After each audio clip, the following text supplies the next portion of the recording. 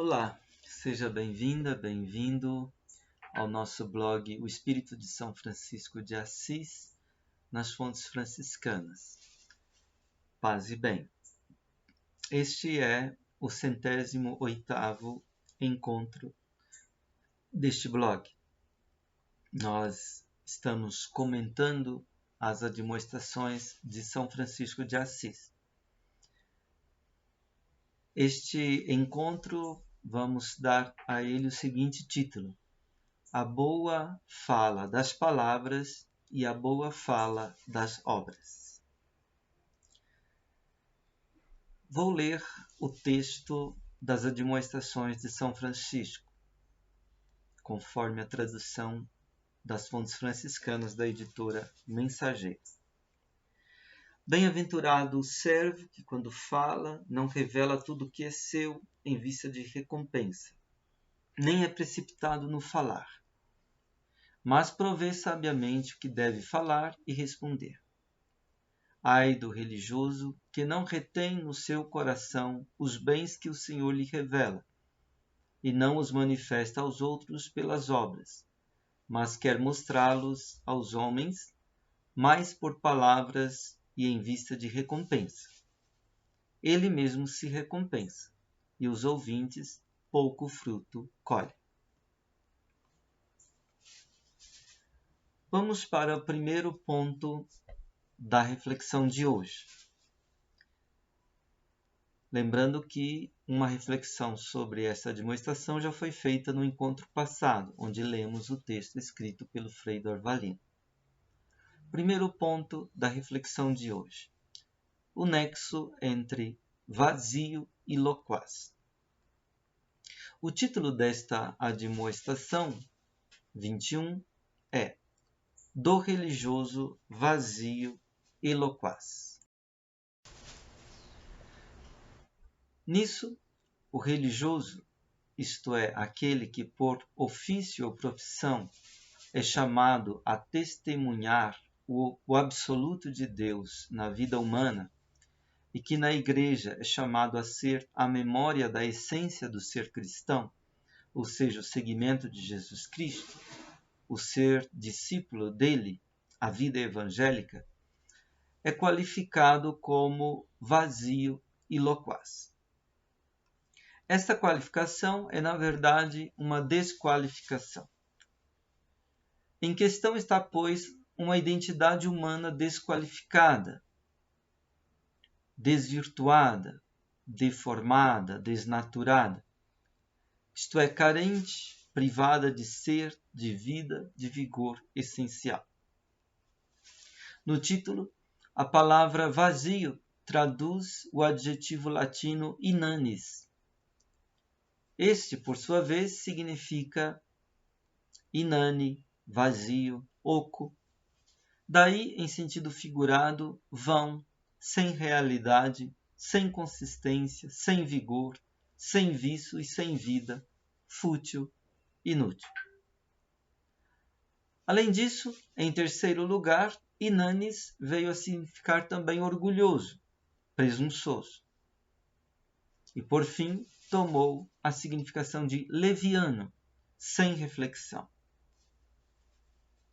Então, o inane é aquele que é leviano, não reflete, e que mostra presunção, orgulho. E esta presunção, este orgulho, ele está escondendo, dissimulando, por assim dizer, uma futilidade, isto é, uma falta de consistência, de vício, de vigor, de vida, tá? Que a inanição quer dizer justamente esse vazio, este oco. O segundo adjetivo do título é loquaz. Em latim, loquaz, isto é, falador. Né? Loquere, em latim, falar. Falador, tagarela, verboso. Loquax indica a qualidade daquele que fala sem cessar, de modo vazio, sem nada dizer. Na vida humana, falar e dizer não são a mesma coisa. Há quem fale muito, sem nada dizer, ou pouco dizendo. Há quem fale pouco, ou se cale e diz muito. O importante não está no falar e no calar, mas no dizer. Dizer, por sua vez, significa mostrar o real, dar acesso à realidade e suas realizações, à sua manifestação, à sua verdade. Alguém pode falar e dizer, pode calar e dizer, pode falar e não dizer, pode calar e nada dizer. A capacidade de dizer, seja no falar, seja no calar, se embasa na capacidade de silenciar e de escutar. Quando uma fala nasce da escuta e do silêncio, ela é capaz de dizer muito e bem, sem ser prolixa. Quando um calar é algo assim como dar espaço para a escuta e o ressoar do silêncio, esse calar diz muito. Quando, porém, uma fala não nasce da escuta e do silêncio, ela é apenas falação, tagarelice, verbosidade. Quando um calar não vem da escuta e do silêncio, ele é apenas um ficar espiritualmente mudo. A qualidade do falar e do calar diz muito da identidade humana, da profundidade de uma presença humana, da intensidade experiencial ou existencial humana. Se o falar e o calar são autênticos, o ser humano é profundo. Se é bom, isto é, ele é bom, esse ser humano. Isto é, ele serve, ou seja, ele dá conta do serviço, é capaz e nele se pode confiar. Se o falar e calar são inautênticos, o ser humano é superficial. Este ser humano não serve à humanidade, não presta nenhum serviço aos outros. Nele não se pode confiar quando se trata de recorrer a alguém para ajudar. A pessoa loquaz é uma pessoa inane, isto é, vazia, oca, sem densidade de realidade humana, sem consistência, sem vigor, sem vida. É como se tal pessoa estivesse morta. É inútil para promover o cuidado da vida. É um ser humano desessencializado, sem propriedade no seu ser. A ironia da situação consiste, porém, no fato de este ser humano que assim se qualifica, melhor, se desqualifica, ser normalmente alguém orgulhoso, presunçoso, soberbo. Uma palavra usada no Evangelho, mencionada na lista daquelas coisas que vêm do coração e que mancham o ser humano, é a palavra hiperefania. Podemos encontrar esta palavra no texto do Novo Testamento, no Evangelho de Marcos, capítulo 7, versículo 22. Ali temos uma lista daquelas coisas que brotam do coração do homem e o tornam impuro. Ali Jesus ensina que o que torna impuro o homem não é aquilo que entra no homem como alimento, e sim aquilo que sai do seu coração, como coisas ruins e vícios. Temos nesta lista a palavra hiperefania. A tradução é arrogância, orgulho, jactância. Literalmente, quer dizer uma atitude humana em que alguém quer brilhar desmedidamente. Hiper significa acima, por cima, né? Fania vem de brilhar, aparecer. Então, hiperefania quer dizer atitude daquele que quer brilhar desmedidamente, que quer ser esplêndido, magnífico, mas que, envolvendo-se num brilho falso, ilusório, enganador, cedo ou tarde se arruína a si mesmo. Essa pessoa vive em função das aparências e em busca dos holofotes. O que ela quer é estar em evidência diante de um público. Essa pessoa, em busca da exclusividade de seu brilho, trata com desdém aos outros.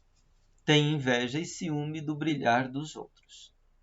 Ela centraliza tudo em torno do seu eu e de suas máscaras, com as quais ela encena a sua vida no palco do mundo público. Tudo ela avalia e mede segundo o seu interesse egoístico. Frei Hermógenes Harada, tratando desta demonstração de São Francisco, faz uma descrição muito importante. Ele diz, abre aspas, há pessoas, também entre os religiosos, que veem tudo sob o ocular do interesse próprio. Há pessoas que ao falar, falam tendo como móvel a busca da fama, do apreço e reconhecimento. Sempre, em toda parte, buscam estar no centro das atenções. Por isso, falam quase só de si mesmos, do que sabem, de suas ações, dos seus sucessos. E falam quase sempre com um tom autêntico, humilde e heróico, buscando ser interessantes. Não suportam que outros falem, arrebatando todo o discurso para si. Fecha aspas. Segundo ponto de nossa reflexão. A falação e a publicização e seus perigos. A falação e publicização são dois fenômenos que costumam dominar o cotidiano. No nosso tempo, com o advento das tecnologias de informação e comunicação, os efeitos nefastos destes dois fenômenos tendem ao cúmulo. A falação, na verdade, não comunica nada. Comunicar é fazer o ouvinte participar do ser que se abre para aquilo de que a fala fala. A falação, na verdade, não abre nenhum ser, isto é, não dá acesso à realidade, à verdade das coisas de que se fala. Quando uma pessoa que se mantém na falação ouve uma fala apropriada, ela não consegue compreender. Ela fica apenas no que foi falado, sem acessar o que foi dito e o que se pretendia comunicar. Uma comunicação baseada na falação não consegue participar da revelação da realidade e do real, nem consegue partilhar o relacionamento com a verdade. As pessoas que falam e ouvem seguindo a tendência da falação repetem e passam adiante a incompreensão. Uma fala toma a autoridade de verdade apenas porque é muito repetida. Quem ouve não discerne. A falação é autoritária. A ela falta solidez, mas ela se impõe devido ao discurso muito repetido, fazendo-se passar por uma autoridade. A falação não abre o ser humano para a realidade. Ela o tranca na ilusão. A falação é solidária com a tendência da publicização. O mundo da convivência, na publicização, não se realiza como um autêntico nós. Ele é perpassado pela impessoalidade e pelo nivelamento. Ele se torna o mundo do todo o mundo. Quem fala nesse mundo, o mundo do todo o mundo, não é propriamente um si mesmo, um eu mesmo, um nós mesmos. Quem fala nesse mundo é o agente. A gente faz isso, a gente faz aquilo, a gente pensa assim, a gente pensa daquele outro jeito, etc. O agente é o todo mundo, que no fim das contas é ninguém. Na falação que essa publicização promove, não se cultiva um relacionamento originário com o ser das coisas, nem se dispõe de uma transparência apropriada da própria existência. Tudo é exposto, mas tudo permanece opaco e obscuro. É isso que fica assim opaco e obscuro, é tomado como claro e a todos acessível, como verdadeiro e a verdade, apenas por ter sido falado e muito repetido. Enquanto a gente e todo mundo, o ser humano se desincumbe da responsabilidade de ser. Ele se torna incapaz de decisão. A falação e a publicização moldam um ser humano que vive de superficialidade e que só admite a facilitação da vida. A falação e a publicização levam à deriva o ser humano. O conduzem ao nada negativo, ao nada aniquilador do vigor da existência humana. Na Admoestação 21, São Francisco mostra o caminho do que é bom, bem-aventurado no falar das palavras e no falar das obras, e o descaminho do que é vão, do que se arruína no oco da falação e da publicização. Terceiro ponto da reflexão. A importância do oculto e do segredo. São Francisco declara bem-aventurado, isto é, bom, maduro na identidade humana, aquele que, quando fala, não revela tudo o que é seu em vista de recompensa, nem é precipitado no falar, mas providencia de modo sábio aquilo que deve falar e responder. Na espiritualidade franciscana, tem-se grande apreço pelo segredo, isto é, pela atitude de guardar oculto no coração, isto é, no âmago, no centro de si mesmo, ali onde nasce toda a vitalidade de si, toda a pulsação da própria vida, ali onde nascem nossos atos da vontade, nossos sentimentos mais profundos, isto é, no coração, guardar oculto no coração os bens que o Senhor concede. A atitude de publicização da vida espiritual é tomada como um grande perigo que pode aniquilar o espírito. Há um certo pudor sagrado em referência ao encontro da alma humana com Deus e ao que se dá entre ela e ele neste relacionamento de encontro. O ser humano que expõe a sua vida espiritual, fazendo dela um espetáculo para os outros e para si mesmo, a destrói. Quem busca o reconhecimento público de sua justiça ou de sua santidade, torna-se um hipócrita. Ele simula uma vida espiritual, mas não vive uma real vida espiritual. Torna-se um ator em busca de aplausos, de prestígios e de fama. Ele age e fala como se fosse um bom cristão ou um bom religioso, mas na verdade das coisas, na real, ele não o é. O loquaz, na sua ânsia de ser visto pelos outros, costuma ser precipitado no falar. O que ele quer é ter a palavra e aparecer. Não importa o que há de ser dito, sua verdade e sua bondade. Já o ser humano bom, pleno de vigor de ser, virtuoso, providencia de modo sábio o que deve falar e responder. Providenciar, sabiamente, quer dizer ter em mente, ter em vista, previamente, aquilo que é verdadeiro e aquilo que é bom, e que assim é digno de ser dito. O loquaz fala sem reflexão, sem ponderação. Falta-lhe pensamento. Já o sábio fala a partir da escuta e do silêncio da reflexão, do exercício da ponderação. São Francisco diz: Ai do religioso que não retém no seu coração os bens que o Senhor lhe revela. Podemos perguntar, por quê?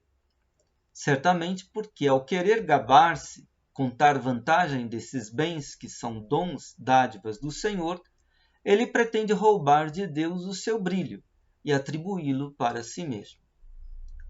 Nisso, ele arruína o seu relacionamento com Deus e sua própria identidade humana. É a soberba que impede que Deus faça o contato com o ser humano. É o impedimento que o homem move contra Deus, a partir de sua liberdade. Dizia certa vez um rabi que o orgulho é um roubo. Nele, o ser humano rouba de Deus a glória que a Deus pertence.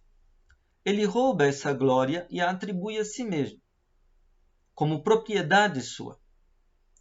São Francisco, lembremos-nos, considera a Deus como o único bom, que todos os bens espirituais com os quais somos cumulados são dons de Deus e precisam ser restituídos a Ele, sua fonte, pela gratidão e pelo louvor.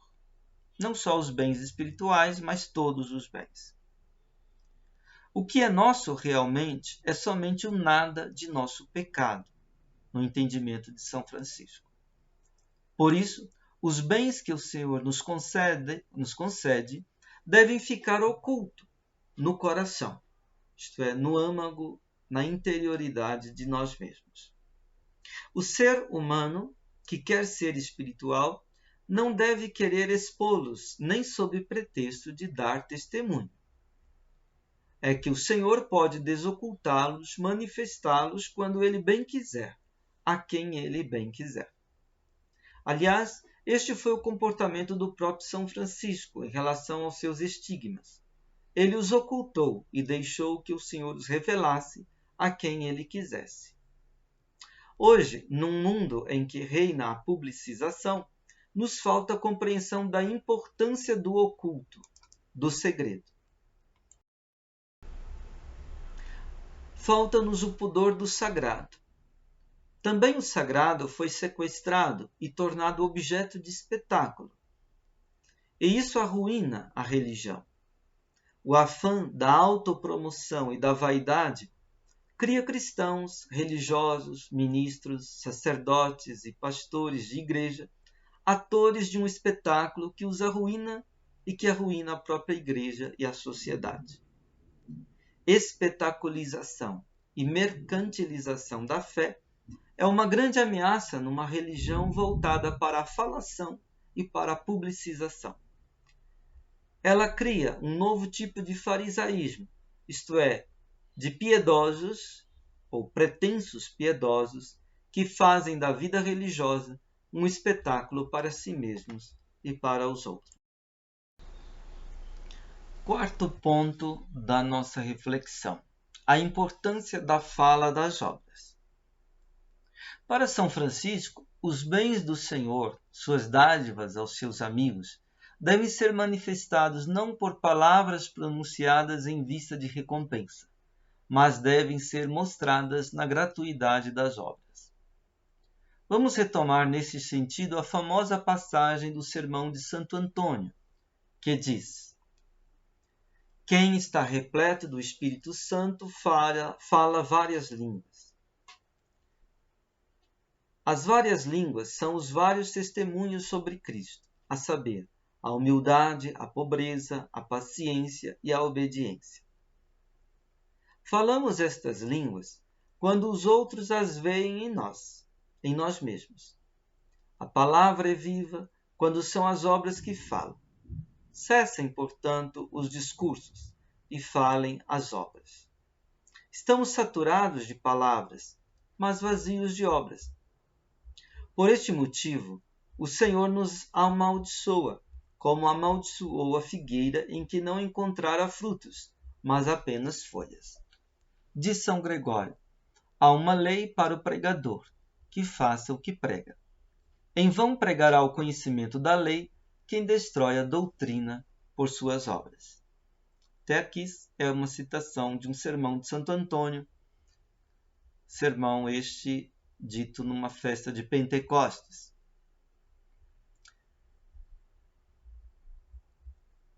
Seguimos.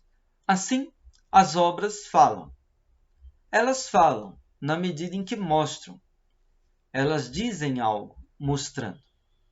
As obras que são frutos da virtude são os vários testemunhos sobre Cristo que o cristão pode dar. As falas das obras é que de fato confessam e professam a pertença de alguém a Cristo, ao seu Evangelho. A identidade do cristão não está nos discursos vazios da falação religiosa, não está na verbosidade de um culto, nem está na verbosidade de um proselitismo. A identidade do cristão está na fala das obras, nas obras que vêm à fala a partir do vigor das virtudes e da graça divina. Quinto e último ponto de nossa reflexão. Maria ou o fariseu? A decisão. Em filigrana, pode-se ver nas palavras de São Francisco duas figuras humanas do Evangelho, a de Maria e a do fariseu. Maria, a mãe de Jesus, é a mulher que retém no coração os dons de Deus. Em silêncio e escuta procura acessar o sentido e a significação, a verdade deles na própria vida, e os mostra aos outros de maneira discreta, por suas obras, isto é, por aquilo que ela faz e sofre. No Evangelho, Maria fala muito pouco, mas ela diz muito. Seu testemunho de Cristo ressoa pelas gerações afora. Ela é bem-aventurada. Já o fariseu é aquele que pratica sua piedade em vista de recompensa. Sua vida acaba por ser estéril. As pessoas colhem pouco fruto com o que eles falam e com suas atitudes. Assim, ao ler esta demonstração, somos confrontados com duas possibilidades de ser, de viver. A do silêncio, da escuta, da fala ponderada e da linguagem das obras, por um lado, e a da falação e da publicização, que acarretam uma vida infértil, que não é proveitosa nem para si mesmo, nem para os outros. Resta-nos medirmos com estas duas possibilidades e entrarmos na decisão por uma ou outra forma de vida. Em louvor de Cristo. Amém. Muito obrigado pela sua atenção, pela sua paciência e até a próxima oportunidade. Paz e bem.